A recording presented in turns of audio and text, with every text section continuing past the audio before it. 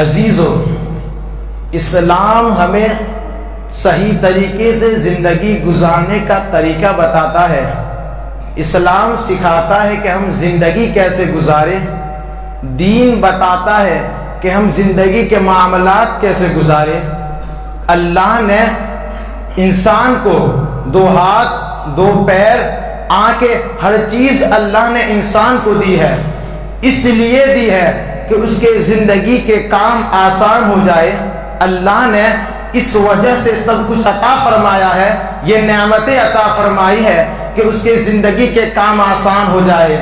اللہ نے انسان کو ہاتھ دیے ہے، اس لیے دیے ہے کہ وہ نیکی کرے، صدقہ کرے، خیرات کرے، بلکہ اس لیے اللہ نے ہاتھ نہیں دیے ہے کہ اس سے وہ گناہ کرے، جوا کھیلے، اسی ہاتھوں سے شراب پیے، اس لیے اللہ نے ہاتھ نہیں دیے ہے۔ اسی طرح اللہ نے آنکھیں دی ہے کہ جس سے بندہ اللہ کی قدرت کا نظارہ کرے، قرآن دیکھے، بزرگان دین کی زیارت کرے۔ اللہ نے آنکھیں اس لیے عطا نہیں کی ہے کہ اس سے بدنگاہی کی جا سکے، بری چیزیں دیکھی جا سکے۔ اسی طرح اللہ نے زبان عطا کی ہے۔ اللہ نے زبان اس لیے عطا کی ہے، دیکھیں زبان ایک بہت بڑی چیز ہے۔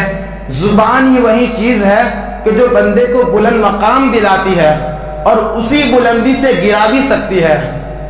زبان بہت خطرناک چیز ہے، جس کے متعلق اللہ تعالیٰ قرآن پاک میں فرماتا ہے قد افلح المؤمنون الذین هم فی صلاتهم خاشعون والذین هم عن اللغو معرضون۔ بے شک مراد کو پہنچے وہ ایمان والے کہ جو اپنی نمازوں میں گر گراتے ہیں اور وہ جو کسی بےہودہ بات کی طرف التفات نہیں کرتے، کسی بےہودہ بات کی طرف توجہ نہیں دیتے۔ زبان کا ذکر اللہ نے قرآن میں بیان فرمایا ہے کہ خاموشی اختیار کیے رکھو۔ آقا کریم صلی اللہ تعالی علیہ وسلم کا ارشاد ہے، سرکار فرماتے ہیں مقام الرجل بالصمت افضل من عبادت 60 سنہ، یعنی کہ مرد کا خاموش رہنا 60 سال کی عبادت سے بہتر ہے۔ اگر مرد خاموش رہتا ہے تو اس کی 60 سال کی عبادت سے بہتر اس کا خاموش رہنا ہے۔ اب یہاں وہ عبادت سے مراد نہیں ہے، بلکہ عبادت سے مراد یہ ہے کہ بندہ نماز پڑھتا ہے، اللہ کا ذکر کرتا ہے، مگر باہر جا کر دوستوں میں فضول باتیں کرتا ہے، غفلت والی باتیں کرتا ہے، تو ایسی ملی جلی عبادت سے بہتر ہے کہ بندہ خاموش رہے، تو اسے 60 سال کی عبادت سے بہتر قرار دیا گیا ہے۔ اسی طرح حضرت عقبہ بن عامر رضی اللہ تعالیٰ ارشاد فرماتے ہیں کہ میں نے سرکار صلی اللہ علیہ وسلم سے پوچھا کہ یا رسول اللہ صلی اللہ تعالی علیہ وسلم من نجات، نجات کس میں ہے، چھٹکارا کس میں ہے؟ تو سرکار صلی اللہ علیہ وسلم نے ارشاد فرمایا املک علیک لسانک، اپنی زبان کی حفاظت کرو۔ گویا سرکار فرما رہے ہیں کہ زبان کی حفاظت کرنے میں نجات ہے، خاموشی اختیار کرنے میں نجات ہے۔ آپ دیکھیں صحابہ کرام نے ایک مرتبہ سرکار صلی اللہ علیہ وسلم سے پوچھا کہ یا رسول اللہ صلی اللہ تعالی علیہ وسلم آپ سب سے زیادہ کس چیز سے ڈرتے ہیں، سب سے زیادہ کس چیز سے ڈرتے ہیں؟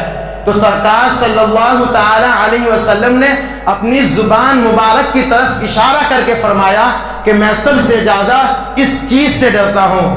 تو ذرا سوچو مسلمانوں، یہ سرکار کا زبان سے ڈرنا امت کو پیغام ہے کہ اپنی زبانوں کو سنبھال کے رکھو، اس کی حفاظت کرو، اپنی زبان سے غلط الفاظ مت نکالو۔ مسلمانوں، بہترین شخص تو وہی ہے جو خاموشی کو اختیار کرنا جانتا ہے اور خاموش رہتا ہے، مگر بے وقوف اور نادان شخص وہ ہے کہ جو خاموشی کو اختیار کرنا جانتا ہے مگر وہ خاموشی پسند نہیں کرتا اور لوگوں کے سامنے رسوا۔ اللہ علیہ وسلم نے ارشاد فرمایا کہ جو شخص مجھے 2 چیزوں کی ضمانت دے دے، یعنی کہ سرکار فرما رہے ہیں کہ جو کوئی بندہ 2 چیزوں کی، ایک تو اپنے ڈاڑوں کے درمیان والی جگہ اور دوسری اپنے ٹانگوں کے درمیان والی جگہ، یعنی کہ جو شخص زبان کی اور اپنی شرمگاہ کی سرکار کو ضمانت دے دے تو سرکار اسے جنت کی ضمانت دینے کا وعدہ کرتے ہیں، سرکار اسے جنت دلانے کا وعدہ کرتے ہیں۔ بس کرنا یہی ہے کہ ہمیں اپنی زبان کو سنبھالنا ہے، ہمیں اپنی شرمگاہ کی حفاظت کرنی ہے تو سرکار خود ہمیں جنت دلائیں گے۔ تو پیارے آقا صلی اللہ تعالی علیہ وسلم کے پیارے دیواروں، میرے آج کی بات کا موضوع تو صرف یہی ہے کہ ہم غلط الفاظ زبان سے ادا نہ کریں، برے الفاظ زبان سے ادا نہ کریں، کسی کو تکلیف ہو ایسے الفاظ زبان سے ہرگز ادا نہ کرے۔ حضرت علامہ نعیم یارقہ علیہ رحمہ تفسیر نعیمی میں غلط الفاظ کی 8 قسمیں لکھتے ہیں، 8 قسمیں تحریر فرماتے ہیں کہ غلط الفاظ ہے۔ آج تو ہم سوچتے ہیں کہ صرف غلط بات کرنا ہی یہ غلط کلامی ہے اور بری کلامی ہے، لیکن ایسا نہیں ہے، بلکہ 8 اس کی قسمیں ہیں جس کا شمار غلط باتوں میں کیا جاتا ہے۔ نمبر 1، گالی گلوچ کرنا، دشنام ترازی کرنا، جو ہمارے معاشرے میں بہت زیادہ عام ہے۔ گالی گلوچ ہمارے معاشرے میں بھر بھر کے موجود ہے۔ آج 80% نوجوان اپنی بات کی شروعات گالی سے کرتے ہیں، اپنی بات کا اختتام گالی سے کرتے ہیں۔ مسلمانوں، ایک حدیث کا مفہوم ہے، سرکار فرماتے ہیں کہ جو شخص اپنے مسلمان بھائی کو گالی دیتا ہے، اپنے مسلمان بھائی کو جو علیہ وسلم فرماتے ہیں، اور میں آپ کو بتاؤں گالی کہتے کسے ہے؟ گالی کہتے ہیں کہ کسی انسان کو اس کے منصب سے گرا کر کہنا، یعنی کہ اگر کسی انسان کو اگر عقل مند ہے تو اسے بے وقوف کہنا، اگر نیکوکار ہے تو اسے بدکار کہنا، اگر نمازی ہے تو اسے بے نمازی کہنا۔ یہ گالی کی تعریف ہے، یہ گالی کا معنی۔ میں آپ کو ایک بات بتاؤں، ایک واقعہ بتاتا ہوں کہ آدمی جو ہوتا ہے وہ دنیا میں جس چیز کی عادت بنا لیتا ہے، جیسا بولنے کی عادت بنا لیتا ہے، اگر وہ دنیا میں بات بات پہ ہنسی مذاق میں، تھوڑی سی مذاق میں، ہر چیز میں اگر وہ گالی بک دیتا ہے، تو جب موت کے وقت اس کا فرشتہ روح قبض کرنے کے لیے آئے گا، فرشتہ روح قبض کرنے کے لیے آئے گا تو اس کی تکلیف ہوگی، اور فرشتے کو دیکھ کر وہ ڈرے گا، اور روح کی تکلیف کی وجہ سے جب لوگ اس کے گھر والے اسے کلمہ پڑھانے کی کوشش کریں گے تو تکلیف اور غصے کی وجہ سے اس کے زبان سے کلمہ نہیں بلکہ گالیاں جاری ہوگی، اور اسی حالت میں اس کا انتقال ہو جائے گا۔ سرکار کا فرمان ہے یہ۔ تو ذرا سوچو مسلمانوں، اگر ہم نے دنیا میں گالی گلوچ کی عادت رکھی ہے تو ہم سکرات کے وقت ہمارا کیا حال ہوگا؟ سکرات کے وقت ہمیں کیا نصیب ہوگا مسلمانوں؟ اگر خدا نہ خواستہ ہمارا ایمان پر خاتمہ نہ ہوا تو پھر کیا بنے گا؟ ذرا سوچو مسلمانوں۔ اور اگر گالی کے بجائے آپ نے اللہ کے ذکر کو اپنی زبان کی عادت بنا لی، کلمے کو اپنی زبان کی عادت بنا لی، تو انشاءاللہ موت کے وقت آپ کی زبان پہ خود بخود کلمہ طیبہ جاری ہوگا۔ تو مسلمانوں، کلمہ طیبہ کی عادت بناؤ اور گالی گلوچ سے ہو سکے اتنا دور رہو۔ اور اب ایک اور بات کہ گالی گلوچ، لوگ سوچتے ہیں کہ سامنے والا اگر ہمیں گالی دے رہا ہے اور اگر ہم چپ ہیں تو کرے کیا؟ سامنے والا گالی دے رہا ہے تو سرکار کا فرمان ہے کہ اگر سامنے والا گالی دے تو آپ خاموش رہو، کیونکہ کتا جب انسان کو کاٹتا ہے تو انسان پھر کتے کو دوبارہ نہیں کاٹتا۔ اسی طرح سامنے والا اگر گالی دیتا ہے تو مسلمان جو ہوتا ہے وہ سامنے گالی نہیں دیتا، تو ہمیں چاہیے کہ سامنے والے کو اگر وہ گالی دے رہا ہے تو ہم اس کو گالی نہ دے بلکہ اسے سمجھائے اور کہے کہ اس کے کتنے بڑے گناہ ہے اور کتنا بڑا گناہ ہونے کی وجہ سے اس کا کتنا بڑا عذاب ہے۔ مسلمانوں، گالی سے بچو۔ اب میں آپ کو بتاؤں کہ گالی کس چیز کو نہیں دینا چاہیے۔ تو سرکار کا فرمان ہے کہ ایک کیڑا آتا ہے جس کا نام بسو ہوتا ہے، تو وہ کیڑا جب بہت باریک کیڑا ہوتا ہے، بہت باریک، دکھتا بھی نہیں ہے، تو ایسا کیڑا جب بدن پہ کاٹتا ہے، دکھتا نہیں ہے، صرف کاٹتا ہے، تب پتا چلتا ہے کہ وہ کیڑا چھوٹا ہوا ہے بدن کے اوپر۔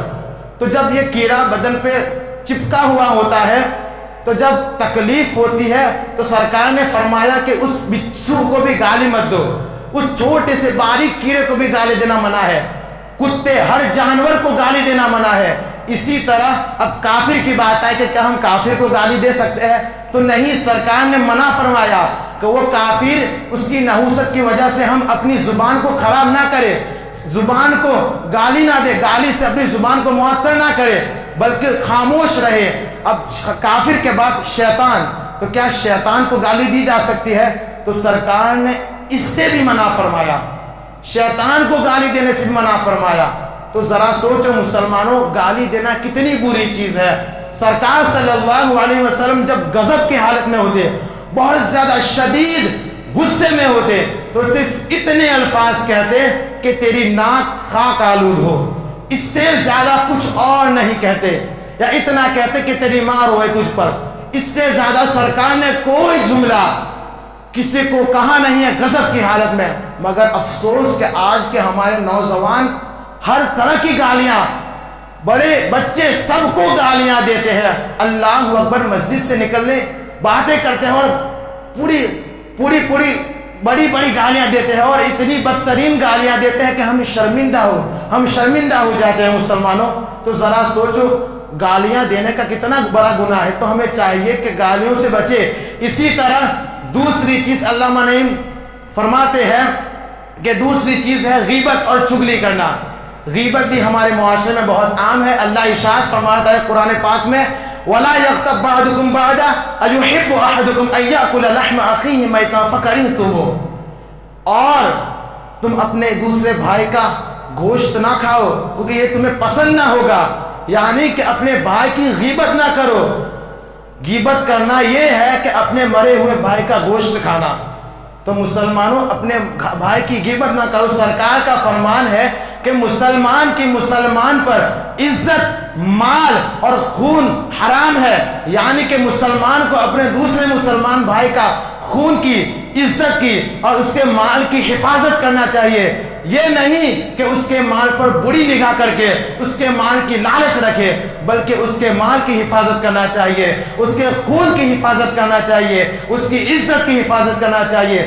غیبت کرنے والے کے متعلق سرکار کا فرمان ہے کہ سرکار صلی اللہ علیہ وسلم نے معراج کی رات میں دیکھا کہ ایک قوم ہے جو اپنے ہی ناخنوں سے اپنے چہروں کو نوچ رہی ہے۔ تو سرکار نے جبریل سے پوچھا، اے جبریل یہ کون لوگ ہیں؟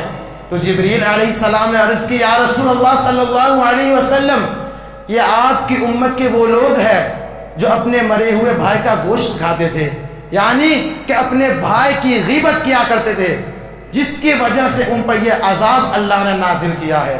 تو ذرا سوچو مسلمانوں، کیا ہمیں یہ گوارا ہوگا کہ ہم اپنے ہی ہاتھوں سے اپنے چہرے کو نوچے؟ تو یہ ہمیں گوانا نہ ہوگا۔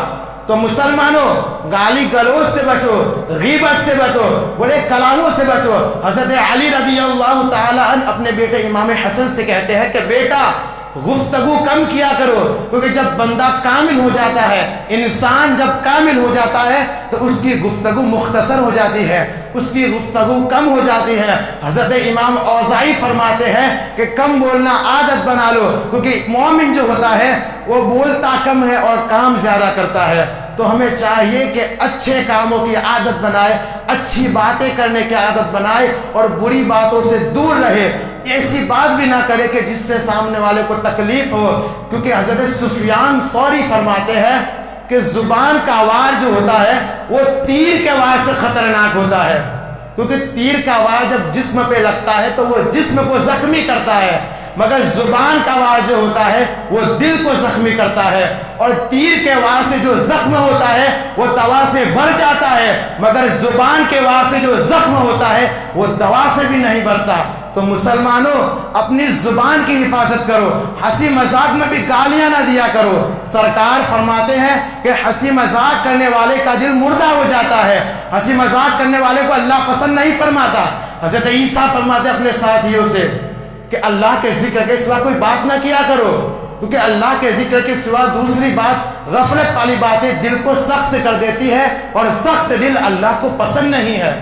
تو مسلمانوں اچھی بات کرو اور بری باتوں سے دور رہو، اور جو لوگ غلط باتیں کر رہے ہیں ان سے دور رہو اور انہیں سمجھاؤ کہ غلط باتیں مت کیا کرو، اس کے بہت بڑے گناہ ہیں۔ غیبت کے متعلق بھی سمجھاؤ کہ غیبت نہ کیا کرو، چغلی کے متعلق سمجھاؤ کہ چغلی نہ کیا کرو، اور مسلمانوں کے ساتھ مل جل کر رہو اور اچھے کلام کیا کرو۔ میں آخری بات کہہ کر، آخری جملہ کہہ کر میں گفتگو کو ختم کروں گا۔ تو آخری جملہ بس یہ ہے کہ اس بات کو ہو سکے اتنا یاد رکھ لیں، اس بات کو یاد رکھیں کہ اتنا مت بولو کہ لوگ خاموش ہونے کا انتظار کریں، بلکہ اتنا بول کے خاموش ہو جاؤ کہ لوگ کچھ اور سننے کا انتظار کریں۔ یعنی کہ اگر آپ محفل میں بیٹھے ہیں تو اتنی زیادہ بکواس کر رہے ہیں، اتنا زیادہ بول رہے ہیں کہ لوگ پریشان ہو جائے کہ کتنا زیادہ بولتا ہے، تو ایسا نہ بولے، بلکہ کچھ ایسی بات بول کر خاموش ہو جائے کہ سامنے والا خود کہے کہ کچھ اور بیان کیجئے، ایسا بولے، میٹھا بولے، اچھا بولے، سرکار صلی اللہ تعالی علیہ وسلم کے فرامینوں پر عمل کرتا ہوا سرکار کی حدیث کو بیان کرے، اللہ کے ذکر کو عام کرے۔ آخر میں دعا ہے کہ اللہ تعالی ہمیں اچھی بات کرنے کی توفیق عطا فرمائے اور بری باتوں سے، غفلت والی باتوں سے دور رہنے کی توفیق عطا فرمائے اور گالی گلوچ سے بچنے کی توفیق عطا فرمائے۔ وما علینا الا البلاغ المبین۔ السلام علیکم ورحمۃ اللہ وبرکاتہ۔ ایک اعلان سماعت فرما لیں کہ فیضان تاج الشریعہ کمیٹی جمبوسر کی جانب سے ہونے والا ہفتہ واری اجتماع، درس حدیث کا ہفتہ واری اجتماع بدھوار رات کو بعد نماز عشاء مینا مسجد جلال پورہ میں ہوگا۔ تو آپ تمامی حضرات سے گزارش ہے، صرف 30 یا 35 منٹ کا ہوتا ہے، تو آپ تمامی حضرات سے گزارش ہے کہ وہاں پہنچ کر کے ثواب دارین حاصل کریں اور اپنے ساتھیوں کو بھی لے جانے کی ضرور کوشش کریں۔ وما علینا الا البلاغ۔ السلام علیکم ورحمۃ اللہ وبرکاتہ۔